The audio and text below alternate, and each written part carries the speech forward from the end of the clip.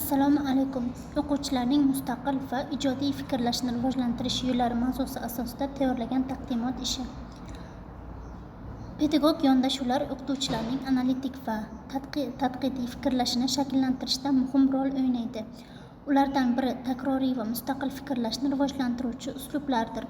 Bunday yondashuvlar yordamida o'quvchilar ma'lumotni chuqur tushunishga erishadilar. O'quvchilarga muammo konstruktiv yondashuv asosida vazifalar berish ularning fikrlash faoliyatini rag'batlantiradi. Fikrni shakllantirishdagi faol metodlar, masalan, muloqot va tahlil o'quvchilarning mustaqil fikrlash qobiliyatini oshiradi. Bu usullar ta'lim jarayonining interaktiv va ijodiy bo'lishini ta'minlaydi. O'quvchilarga muayyan masala bo'yicha munozara qilish imkoniyatini berish ular fikrlarini erkin ifoda etishlari uchun muhimdir. Zamonaviy o'qitish texnologiyalari fikrlash faoliyatini rivojlantirishda muhimdir. Masalan, interaktiv ta'lim, muammo yondashuv va texnologik boshqaruv usullari o'quvchilarning ijodiy fikrlashini qo'llab-quvvatlaydi. Video darslar va virtual laboratoriyalar yordamida o'quvchilargina nazariy bilimlarni emas, balki amaliy ko'nikmalarni ham rivojlantiradilar. Fikrlashni rivojlantirish uchun innovatsion pedagog texnologiyalar bilan ishlash muhimdir. O'quvchilarga muammo kirish va yondashuv muhim ahamiyat kasb etadi.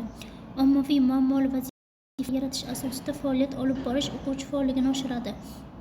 O'qituvchi faolligi va ularning roli fikrlash jarayonini boshqarishda muhimdir. Ular o'quvchilarga yo'nalish, maslahat, rag'bat berish orqali fikrlash jarayonini rivojlantiradilar. O'quvchilarning muammoli vazifalarni mustaqil yechishini tashkil qilish ularning fikrlash qobiliyatini kengaytiradi. O'qituvchi motivatsiya va fikrlash strategiyalarini qo'llash orqali o'quvchilarning ijodiy va analitik fikrlashini rivojlantirishi mumkin.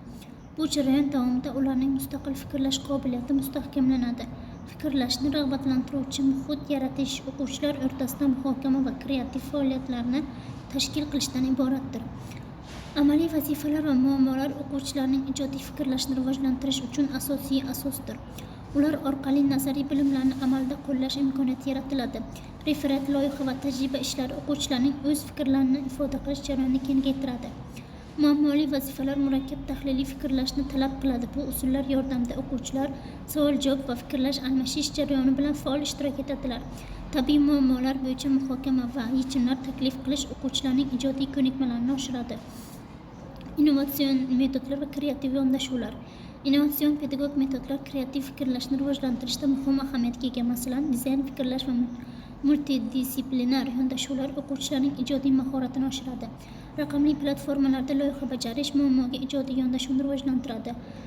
Kreativ yondashuvlar o'quvchilarga yangi fikrlash usullari va muammolarni yechish imkoniyatlarini kengaytiradi. Bu metodlar yordamida o'quvchilar o'z imkoniyatlarini amalga oshiradilar. Fantaziya va fikrlash mashqlari loyiha asosida ish faoliyati ijodiy fikrlashni kengaytiradi.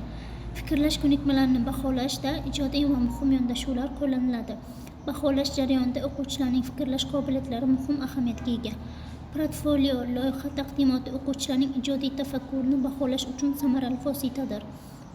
Feedback va baholash tizimlari o'quvchilarga fikrlash imkoniyatlarini kengaytiradi.